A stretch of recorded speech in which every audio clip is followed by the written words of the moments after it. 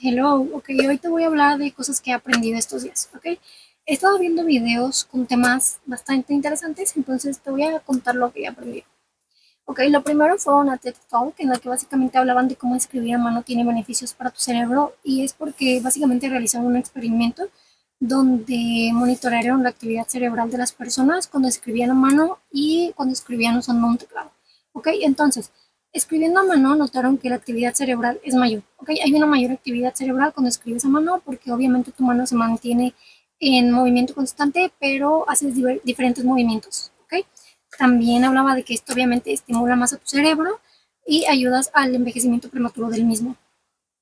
También se hablaba de que todo esto, toda esta estimulación, te ayuda a recordar mejor las cosas porque toda la actividad cerebral que tienes está relacionada con los centros de memoria y de aprendizaje de tu cerebro. ¿Ok? Ahora, ¿por qué no hay tanta actividad cerebral cuando escribes con un teclado? Bueno, eso es básicamente porque cuando escribes con un teclado, solo haces clic, clic, clic, ¿ok? O sea, no haces como más cosas, es el único movimiento que haces. Entonces, pues tu cerebro no tiene que esforzarse, básicamente, y por eso no hay mayor actividad. El segundo video que vi fue ¿por qué el mundo necesita tu arte? ¿Ok? Que también es una TED Talk. Y este video, básicamente, la chica que daba la charla hablaba de cómo muchas veces las personas ven el arte como algo superficial y no como algo necesario en su vida. ¿Ok? Frases que rescaté de esta TED Talk. La primera, el arte es crear algo con la intención de conectar. ¿Ok? Aquí te hablaba de que cada cosa que tú creas con esa intención de conectar no tiene que ser pintura, no tiene que ser música, puede ser un podcast, puede ser un video, lo que tú quieras. Todo eso, si lo haces con una intención de conectar, estás creando arte. ¿Ok? Porque al final del día el arte es conectar con las personas. ¿Sabes? El arte es expresarte y sí, o sea, conectar con otros. Entonces, todo lo que tú haces con esa intención es arte. ¿Ok? Aunque no sea pintura. También decía que si queremos una vida plena, tenemos que crear arte. Y esto está más relacionado con, como con el aspecto de que tienes que tener tiempo para ti, ¿sabes? Tienes que tomarte tiempo para ti y a veces ese tiempo para crearte obviamente te va a ayudar a tener una vida plena, porque de nada te sirve que estés trabajando todo el día o haciendo mil cosas todo el día si no tienes tiempo para ti, ¿sabes? Hablaba también de que la creatividad es una forma de organizar nuestro caos. Y es que sí, o sea, cuando tú tienes muchas ideas y las plasmas en algo, eso es arte. ¿Ok? Estás encontrando una forma de plasmar todo en un solo lugar. Después, dale valor a tu arte, porque en tiempos como estos es un acto de rebelión. ¿Ok? Y tiene mucho sentido. En tiempos como estos, en los que a la sociedad solo le importa cuánto produces, o sea, ser egoísta, tener un momento para ti para crear algo que es tuyo, es todo un acto. ¿Sabes? Es todo un acto para ir en contra del sistema, incluso aunque no lo luzca como tal, pero lo es. ¿Sabes? En un momento en el que tu único valor como persona depende de todo lo que puedes ofrecer, de todas las cosas que puedes hacer durante un día, o sea, el sentarte y decir, voy a hacer un dibujo, o simplemente, no sé, sentarte y grabar un video, está padrísimo, ¿sabes?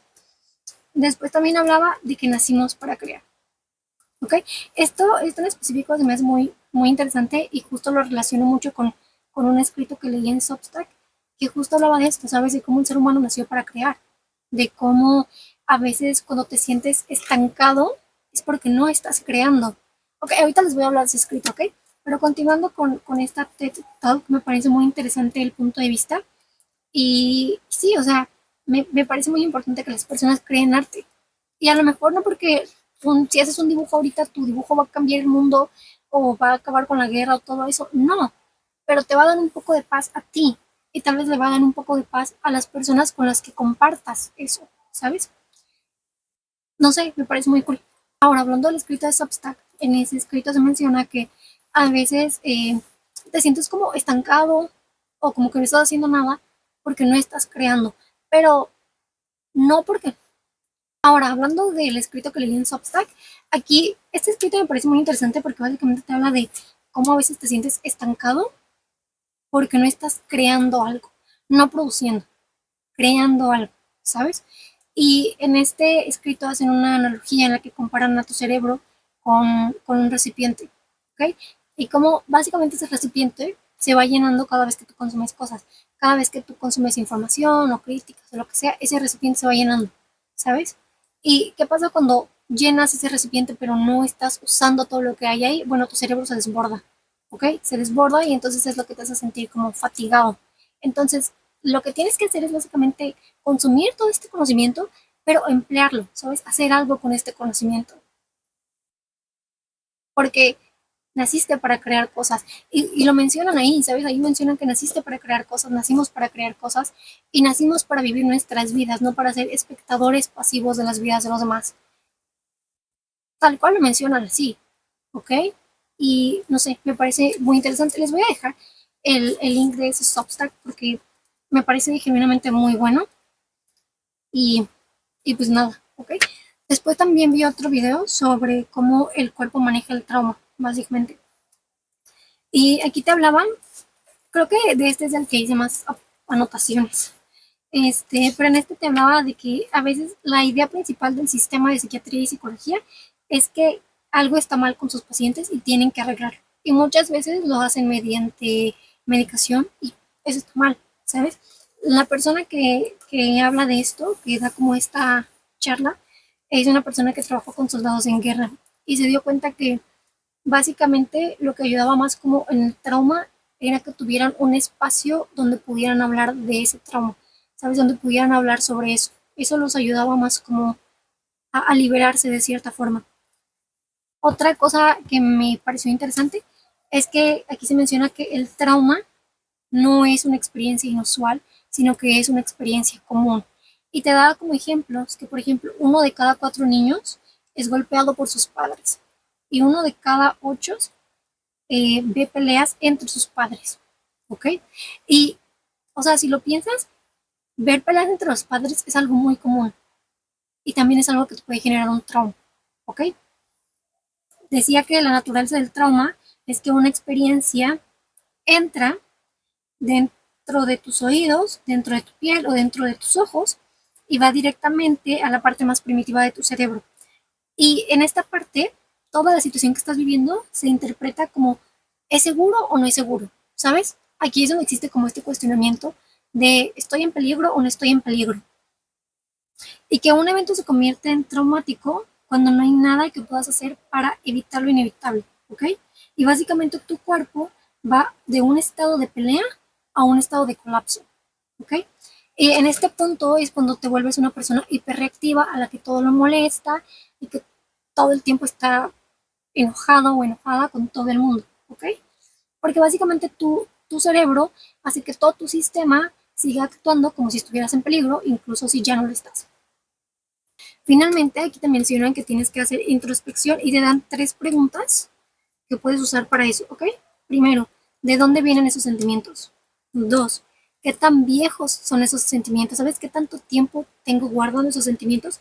Y 3, ¿cómo es que desarrollé esos sentimientos en respuesta de cosas específicas? ¿Ok? Y que una vez que hayas contestado estas preguntas, seas consciente y digas, ok, esto es con lo que estoy lidiando, ¿sabes? Esto es con lo que tengo que trabajar. Y todo esto me lleva a un libro que leí hace un tiempo que se llama Cómo hacer que te pasen cosas buenas, de una terapeuta. Que ella en su libro, en este libro habla de muchas cosas, ¿ok? Pero menciona un punto importante respecto al trauma y es que hay una teoría que se llama la teoría del golpe doble o de los 2 golpes, es algo así el nombre, ¿ok? Y básicamente esta teoría habla de que para que algo se convierta en un trauma necesitas de 2 golpes, ¿ok? El primero que es el suceso en sí y el segundo es la reacción de tu contexto ante ese suceso, ¿ok? Por ejemplo, si tus padres se divorcian, ese va a ser el golpe 1, ¿ok? Y el golpe 2 va a ser cómo las personas de tu contexto reaccionaron hacia el divorcio de tus padres, ¿ok? Por ejemplo, si tus padres eh, trataron la situación del divorcio con criterio y básicamente te dijeron que nada iba a cambiar, que te iban a seguir queriendo y cosas así, o sea, te hablaron de su divorcio de una forma cool, básicamente, y las personas de tu contexto igual reaccionaron bien, probablemente no se te va a desarrollar un trauma, ¿ok? Pero ahora, si tus padres solo te dijeron que se van a divorciar y entonces empiezan a centrarse en su divorcio y ya no te dan importancia y las personas de tu contexto tampoco lo ven como algo relevante, muy probablemente tú vas a generar un trauma, ¿ok? Y digo probablemente porque obviamente las personas son diferentes y las personas reaccionan de forma diferente y no significa que a todo el mundo se le va a generar un trauma, ¿ok? Por eso digo probablemente. Pero siento que va muy relacionado, ¿sabes? Lo que vi en este video con lo que leí en este libro hace un tiempo. Y, y pues nada, eso es todo lo que aprendí estos días. Ya luego si aprendo alguna otra cosa, pues te cuento. Bye.